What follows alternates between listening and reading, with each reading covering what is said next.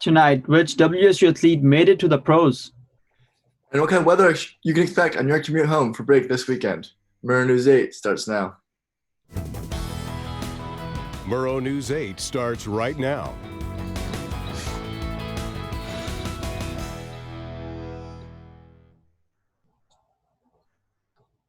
Good evening, I'm Humayun Khurram.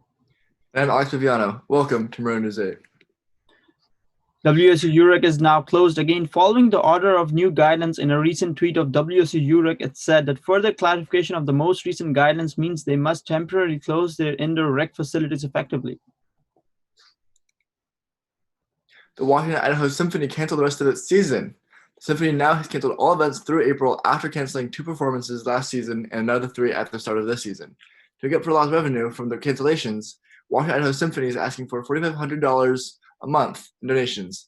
If you'd like to donate, go to waidsymphony.org/donate. A Washington State University survey found that 30% of Washington households have experienced food insecurity since the implementation of Washington's first stay-home order. Laura Lewis, director of WSU Food Systems, attributes the rise in food insecurity to the fact that most food banks are now drive-through only, and many have closed secondary sites. This is opting for a single location. This survey had 2,200 participants. A spokesman for WSU says they plan on following up during the winter months. Houston Council has passed a mask mandate. City Council voted 4-3 for making face coverings compulsory in public where 6 feet distancing can be maintained. Mayor Pro Tem Kathy was joined by councillors Bob Blakely, John Bradbury, and Kevin Kelly to vote in favor. Mayor Mike Collins and councillors Carrie Miller and John voted against the order. Well, the police department is issuing citations to drivers who park on College Hill from 2 a.m. to 9 a.m., November 23rd to the 27th. Murrow News 8 reporter Andrew Bartline joins us for more on this story. Yeah, thanks, Alex. I saw it all on Campus Street last night and into this morning. There were warning papers placed on just about every windshield that's parked out there. And just like years past, the Pullman Police Department is trying to move these cars to keep these roads clean as we move into Thanksgiving and winter break. Students are instructed to stay home through winter break as well. So the police department is really working hard to get the word out now early. Now, we've seen the police department drop press releases in years past, really mapping out what roads you can park on and where you can't. Now, there's some technicalities here, but if you want to play it safe, try to steer clear of Colorado Street, California Street, Campus Street, Maple Street, Maiden Lane, Linden Street, pretty much the whole alphabet as well, A through D. Stay away from those. Vehicles parked overnight during the restricted time will receive a citation and potentially be towed. So play it safe, move your vehicle, and allow the city services to do what they do, clear out the roads, get those rocks and leaves out of the way, and any snow that might fall. Keep those streets clean. Reporting live, Andrew Bartline, back to you. Thank you, Andrew. Pet adoptions have doubled this year. Now, is it mental stress, depression, or coronavirus pandemic? I went to Whitman County Humane Society and talked to pet owners to know how animals have helped in quarantine. Rescues, shelters, and breeders across the state have increased demand as families and singles have grappled with life largely confined to their homes. We see a similar trend here at the Whitman County Humane Society in Pullman.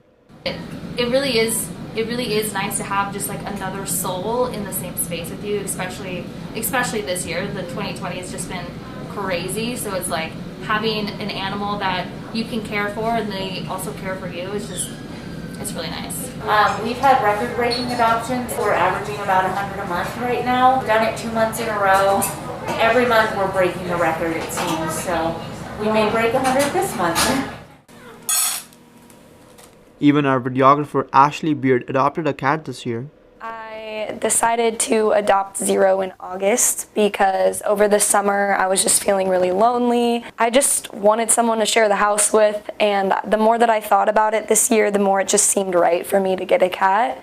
Mental health experts note that national disasters like COVID-19 pandemic lead to an increase in cases of anxiety and depression. Mike Burney comments on how adopting a pet can be a good way to cope with stresses of living in isolation. There's actually quite a bit of research that shows that after any natural disaster, which is a pandemic is an example of a natural disaster, usually 3 to 6 months after kind of the first wave, then you start to see people start experiencing a lot more anxiety And then about 3 months after that, you start to see more depression. Like before I got Toby, I was a little bit sad because it's just kind of like, it's weird to be by yourself and not have a lot of things to do. And it's oftentimes if somebody can focus on taking care, whether it's a pet or something else, then they're not focused on how bad things are right now or how different they are. But find that thing that just gives you some peace, or think about those things that you're thankful for. That can all help all of us get through this. There will be an end. In Pullman, Washington, from Murrow News 8, I'm Humayun Khurram. Expected on Monday. Our weather guy Cameron Limes has some updates. Cameron, where are we looking at? That's right, HK. Yeah, so today is an absolute cold beauty. It's a beautiful sunny day out there, but we got a high of 45 with a low of 25. Low of 25, coming in later tonight. So just be ready for that. Sun's going to keep on coming through the weekend.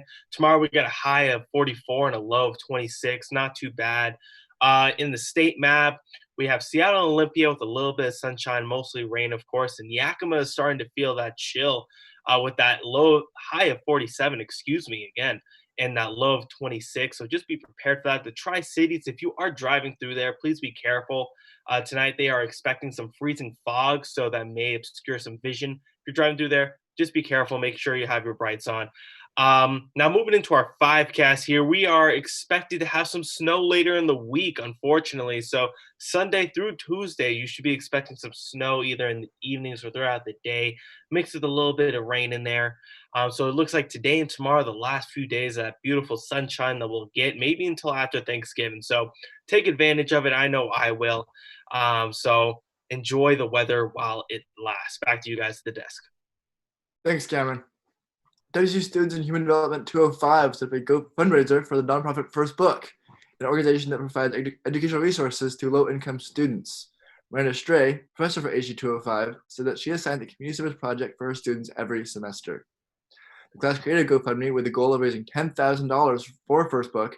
As of November 19th, the class has raised $375. Donations are accepted until 6 p.m. December 9th. In the sports world, what WC basketball player was drafted this week? Ariel Yakubazi has your sports. Thanks, Humayun. Washington State quarterback Jaden DeLora has tested positive for COVID-19, and it is unclear at this time if other members of the team have tested positive. Coming out of a spokesman review, this positive test means that DeLora won't play in Saturday's game against Stanford, but we still don't know what that may mean for the rest of the team and if there will even be a game on Saturday, but we are still planning on that to happen and watching our Cougs play. And if DeLora is placed in a 14-day quarantine, that means WSU's quarterback won't be available for the Apple Cup, which is slated on November 27th next week. So some potential backups for DeLora are redshirt Cameron Cooper and redshirt freshman Gunnar Cruz. Excuse me. Heading into the world of the NFL, the Seattle Seahawks won against the Arizona Cardinals 28-21, putting them back in the NFC's West driver's seat. Coming out of ESPN, the Seahawks reclaimed first place in the division, which broke the team's 3-game losing streak, the first since 2011. They managed to do this even though the team is missing 2 essential cornerbacks. The 7-3 Seahawks and the 6-4 Cardinals faced off with no in-person attendance by their fans. And some cool news for Washington State basketball. WSU guard CJ Ellaby may be heading to the NBA. Coming out of the Blazers' edge, the Trailblazers originally traded the number 16 pick to the Rockets for package Robert Covington on Monday, and then selected 6'6" floor spacing guard Ellaby with the number 46 pick in the second round of the NBA draft. Now that's all I have for sports. Back to you guys. Thanks, Ariel. 4 years after filming the trailer for a film shot in the Palouse has been released. The film is called The Last Champion and will be released on streaming services December 8th. Cole Hauser, who plays Rip Wheeler on the Amazon Prime series Yellowstone, stars in the sports drama, which is rated PG-13. Thanks for watching. If you missed anything in this or any of our previous newscasts, you can always watch us on our YouTube channel. More news can be found at nwpb.org/mn8. You can follow us on Facebook and Twitter. Have a happy holiday. We will be back reporting to you on Monday, November 30th. Have a good night.